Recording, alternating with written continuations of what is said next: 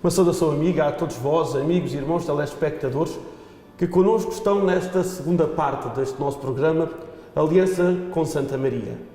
Este é o 20º programa deste grande projeto. Um projeto que nos levou a conhecer a história de Portugal a partir das alianças que Portugal foi fazendo com Santa Maria.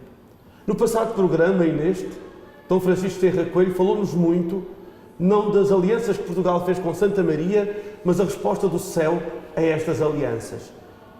A 13 de maio de 1917, num contexto histórico, social, cultural muito concreto, Nossa Senhora desceu do céu à terra e na Cova da Iria apareceu a 3 crianças, Francisco, Jacinta e Lúcia.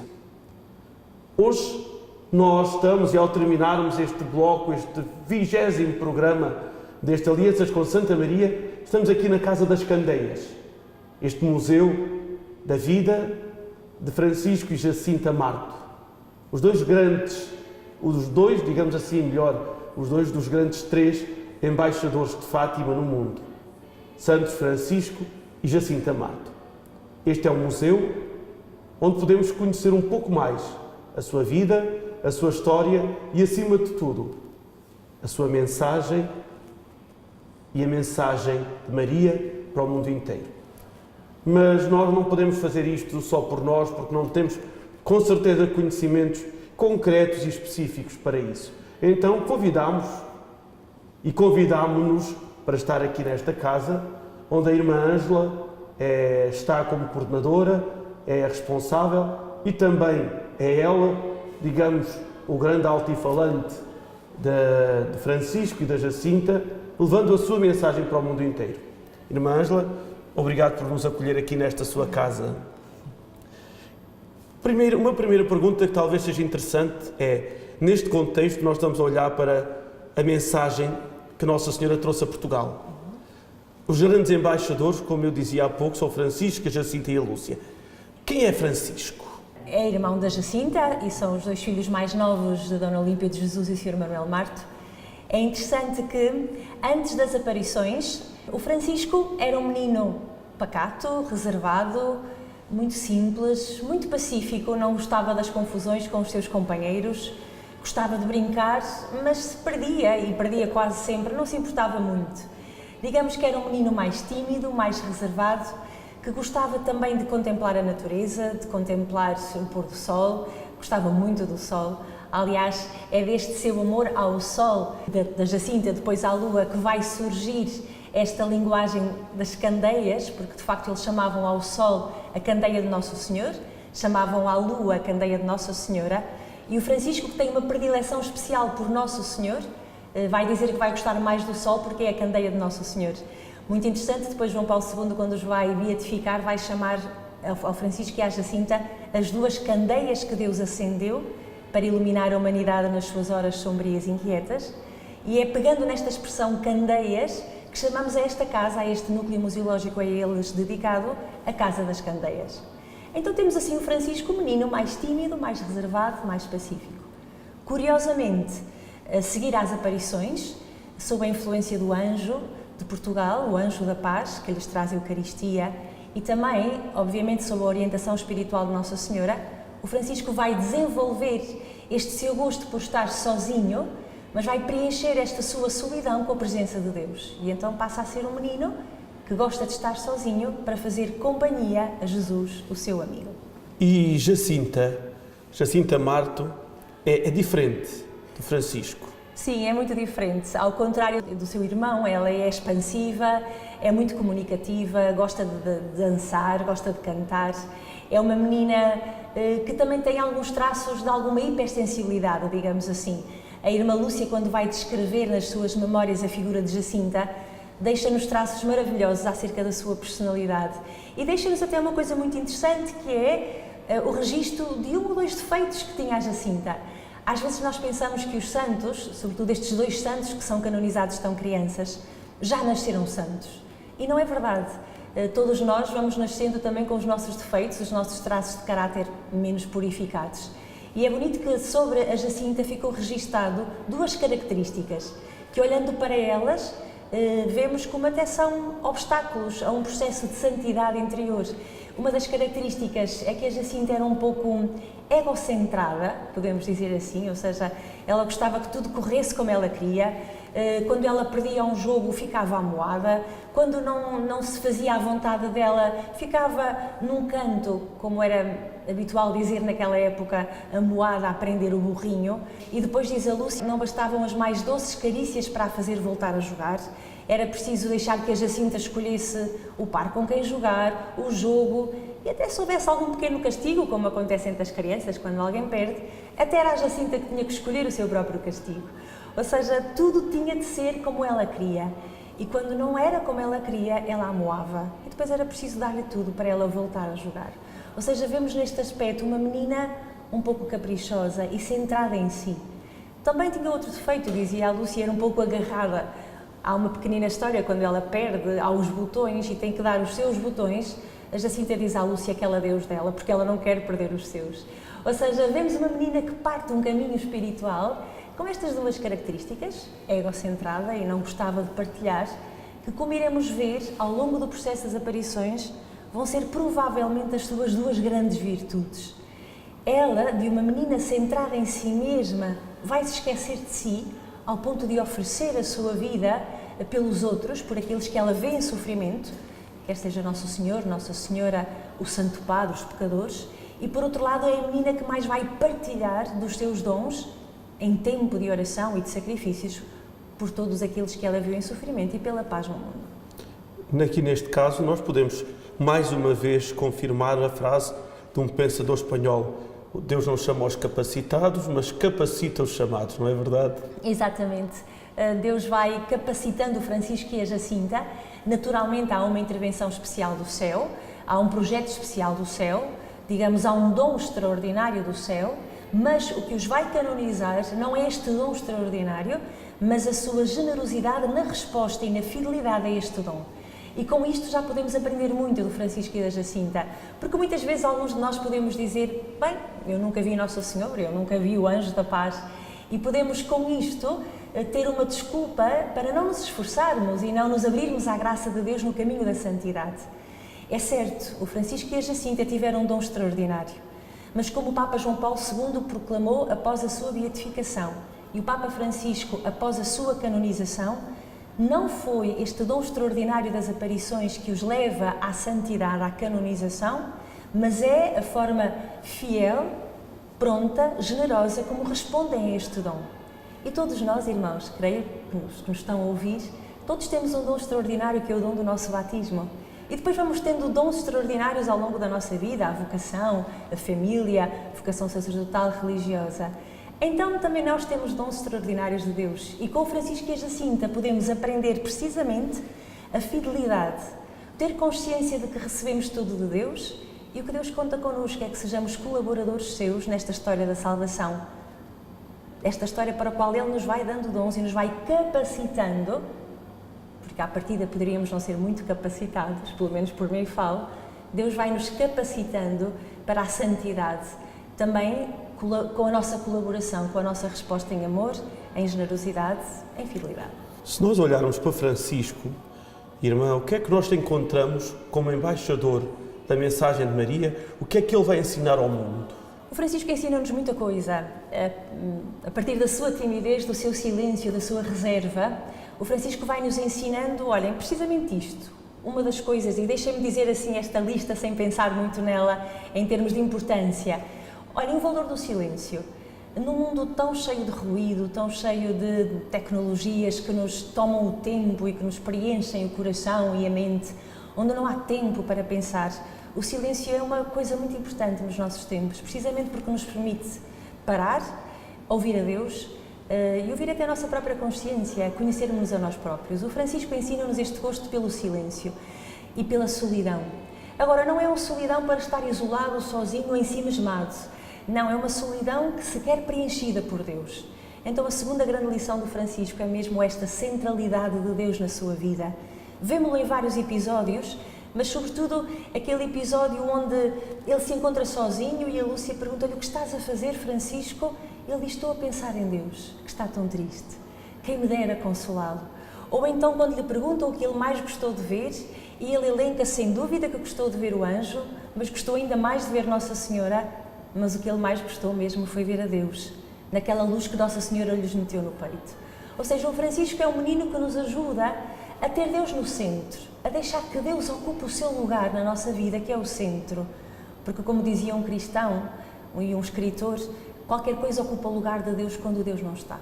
E isto é a idolatria. E pode ser o prazer, pode ser o dinheiro, pode ser a sede de poder, pode ser a nossa própria imagem, que nós queremos que seja um Deus, o Deus da nossa vida. O Francisco ensina-nos mesmo a contrariar esta autorreferencialidade tão característica dos nossos tempos, que é uma forma de idolatria, e a colocar Deus no centro. E isto ele fala com o seu testemunho de adoração, o grande adorador de Jesus. É um toque do anjo em Fátima, a mensagem da paz. É o convite de Nossa Senhora, mas o Francisco encarna-o de tal maneira que é a sua vida, que é uma vida feita em adoração. Por isso, Francisco, ajuda-me não só a eu saber estabelecer as prioridades na minha vida a partir de Deus, ajuda-me a pensar o que fazer ou deixar de fazer de acordo com a vontade de Deus sobre a minha vida, a minha história, mas ajuda-me também a distinguir o essencial do secundário. Porque eu creio que muitas vezes um dos nossos sofrimentos é que o que é secundário colocamos na nossa vida como essencial. E o essencial da nossa vida tratamos-lo como secundário. E o essencial é precisamente esta relação com Deus, a relação com a minha família, uma relação saudável comigo mesmo. E às vezes dedicamos tempo a tudo, menos ao essencial. E por isso há tanto sofrimento e há tanta insatisfação e há tanta tristeza. Esta é a grande lição, ou uma das grandes lições do Francisco para nós. E a pequenina Jacinta também tem características próprias e ensinamentos para o mundo, não é? O que é que nós poderíamos dizer e apresentar como características da Jacinta para o mundo atual? A Jacinta é uma criança encantadora e um dos seus encantos está na sua generosidade e na sua alegria. Podemos traduzir na categoria da compaixão. E é tão mais interessante quanto mais a Jacinta parte precisamente de uma menina muito centrada nela, como víamos há pouco. Mas a Jacinta vai compreender ou vai ser confrontada com o sofrimento do mundo. O Francisco também, a Lúcia também, os três, quer através da percepção da guerra, quer através da percepção do sofrimento do Papa, da perseguição à Igreja, quer através da visão do inferno que os marca tanto de forma diferente. A Jacinta, o que a vai marcar é precisamente o contacto com o sofrimento. Quer o sofrimento de Deus, que ela percebe pela tristeza, mas isto toca mais o Francisco, pela tristeza de Deus, quer o coração de Maria, que ela intui que está triste também por este sofrimento de Deus e pelo sofrimento do ser humano, então depois sim, toda a parte do segredo, o inferno, as guerras, a perseguição à Igreja. E a Jacinta, que era uma menina egocentrada, vai se abrir e podemos falar de uma autêntica conversão. E a conversão da Jacinta é mesmo isto, é mudar o centro da sua vida. Já não mais ela é o centro à volta do qual gira tudo, passa a ser o centro aqueles com quem ela se encontrou nos seus sofrimentos. Então a Jacinta ensina-nos isto, a nós deixarmos de querer ser o centro da nossa própria vida e a deixarmos-nos tocar por todas as formas de sofrimento. Por isso a Jacinta ensina-nos duas coisas. Por um lado, a compaixão, uma compaixão sincera, feita de empatia por todos aqueles que sofrem, quer os que vamos contactando no nosso dia-a-dia, que são os primeiros, a quem somos chamados a levar consolo, a nossa família, a nossa paróquia, as comunidades onde trabalhamos, quer aqueles que estão longe de nós e não podemos tocar com gestos concretos, mas podemos tocar, como fez a Jacinta, através da nossa oração, através da nossa oferta com os pequenos sacrifícios diários. Então a Jacinta vai-me ensinar a compaixão e vai-me ensinar a solidariedade. Uma atitude que talvez não exista muito neste tempo, que é o sofrimento que se passa longe de mim não me diz respeito. Este sofrimento não é cristão. O cristão sabe que o que quer que se passa no mundo diz-me respeito. E se há um povo em guerra, pois eu sou convidado a rezar pela paz desse povo. Se há alguém que está a sofrer, eu sou convidado a assumir as dores dessa pessoa no sentido de me entregar por ela. E se não posso fazer mais nada, ao menos posso rezar. E é isso que faz a Jacinta. Muito curioso, há um episódio na prisão onde retrata bem este ser da menina. Ela está a chorar. Está num contexto de prisão, está longe da família, 3 dias, e ao querer entusiasmá-la ou ao querer, digamos, animá-la, e é muito bonito ver aqui o papel de Francisco e da Lúcia há um deles que está mal e a comunidade ajuda, também somos chamados a isto quando alguém na nossa família, na nossa paróquia está mal, pois os outros são convidados a ajudar. Isto passa-se em Fátima, neste acontecimento. E o Francisco e a Lúcia, para animar, dizem: vá lá, Jacinta, não chores. Por que intenção é que queres oferecer este momento difícil? E vão elencando as intenções possíveis, de acordo com o espírito de Fátima, para consolar Nossa Senhora, consolar Nosso Senhor, a conversão dos pecadores, o Santo Padre, a paz no mundo. Que intenção é que escolhes? E a Jacinta responde: eu escolho todas, porque gosto muito de todas. Assim é a Jacinta, que nos ensina a ter um coração aberto à universalidade. A irmã, ao dizer-nos isso tudo, ao explicar-nos essas características, faz-me pensar a mim, por um lado, no sonho de São João Bosco.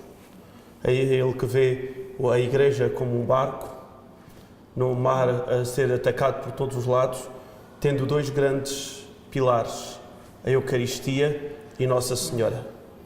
E faz-me pensar também numa frase de um santo espanhol, não é? São José Maria Escrivá de Balaguer, que diz que o cristão é aquele que ama apaixonadamente o mundo. Um sonho e uma frase encontram-se na mensagem de Fátima. Sim, é extraordinário ver que a mensagem de Fátima é muito completa teologicamente. Não há quase dogma nenhum da nossa fé que não esteja presente na mensagem de Fátima, a começar pelo dogma trinitário, a presença de Deus, que nos é anunciada pelo anjo, o dogma da Eucaristia, por exemplo, portanto, o dogma cristológico da encarnação, dos sacramentos, a comunhão dos santos, a escatologia, fala-se de inferno, fala-se de céu, fala-se de purgatório, a teologia da graça, o dogma mariano, pois está claro, mesmo esta presença dos anjos, está tudo tão presente em Fátima, mas de facto, se pudermos ter, digamos, três grandes aspectos, temos precisamente a presença de Deus e a sua presença eucarística, que o anjo traz na terceira aparição. Temos a presença da Virgem Maria, naturalmente, que atravessa todo o acontecimento de Fátima, embora não seja ela a protagonista, o grande protagonista é Deus, é o Espírito Santo a agir na vida destas crianças, através de Nossa Senhora, através do anjo. E depois há o mistério da Igreja. Este mistério presente concretamente na terceira parte do segredo, onde, como sabemos, os pastorinhos veem este grande cortejo, esta grande procissão da Igreja que caminha, e sabemos que é a Igreja porque é liderada pelo Papa, pelo Bispo vestido de branco, por isso não temos dúvidas em afirmar que aquela peregrinação de gente de todas as classes sociais e de vocações, digamos, na Igreja, é a Igreja precisamente porque o Papa vai à frente, senão se poderia ser uma multidão qualquer a caminhar. E é uma igreja que caminha em direção à cruz, mas antes tem de passar por uma cidade em ruínas, portanto, uma igreja que assume as ruínas da história. E é tão bonito, tem-se escrito muito acerca desta dimensão eclesiológica de Fátima, tão em consonância com o pensamento da eclesiologia do Papa Francisco, uma igreja que assume as feridas do seu tempo, uma igreja que não ignora as ruínas das cidades do nosso tempo. E, obviamente, aqui a cidade é uma imagem metafórica, para significar tudo o que é ambiente de sofrimento, de destruição, os valores da nossa civilização também que vão caindo, digamos assim, e é uma igreja que assume estas dores e que no fundo passa pelo meio das ruínas das cidades, para que as cidades não fiquem sozinhas com as suas ruínas, porque para isto Cristo nos envia, a cuidar das feridas e dos feridos. E é uma igreja que leva todas estas ruínas até à cruz, até aos pés da cruz. Então vemos aqui, de acordo com o que estava a dizer, esta imagem de João Bosco, uma igreja sustentada pela Eucaristia e sustentada pela Virgem Maria, apoiada. E isto está presente em Fátima. E sem dúvida nenhuma a expressão apaixonadamente, que São José Maria utilizava, é uma palavra que está presente em Fátima, por tudo quanto é lado. A Jacinta é uma menina que repete imensas vezes: eu tinha um fogo, eu tinha qualquer coisa cá dentro que não me deixava estar calada. De facto, se há uma característica destas três crianças, é que estão absolutamente apaixonadas por Deus e por aquilo que ocupa o coração de Deus. E o que ocupa o coração de Deus é a nossa salvação e é a paz. E creio que é nestas duas palavras, salvação e paz, que a Virgem Maria vai usar, sobretudo na aparição de Julho, quando mostra o grande segredo. Se podemos resumir em duas palavras o que é o segredo, é mesmo isto: é de novo a salvação oferecida a Deus, a salvação na dimensão escatológica, no para além do tempo, e a paz que Deus nos quer dar para este tempo, a dimensão temporal do segredo. E tudo isto está presente nestes três corações absolutamente apaixonados por Deus. Irmã Ângela, obrigado por nos acolher aqui nesta casa, nesta sua e nossa casa. gostaria de lhe fazer um convite, já que Portugal sempre se consagrou a Nossa Senhora e já que Nossa Senhora em Portugal se consagrou à Portugalidade, em nome da Igreja espalhada pelo mundo inteiro, que também com os nossos telespectadores possamos consagrar-nos e consagrar o mundo inteiro a Nossa Senhora.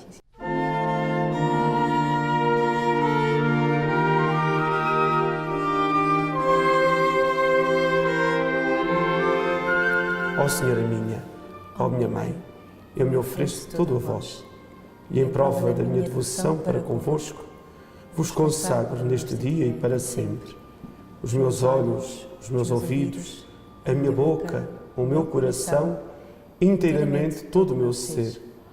E porque assim sou vosso, ó minha boa e incomparável Mãe, guardai-me e defendei-me como coisa propriedade vossa. Lembrai-vos que vos pertenço, eterna Mãe, Senhora Nossa, aguardai-me e defendei-me como coisa própria vossa.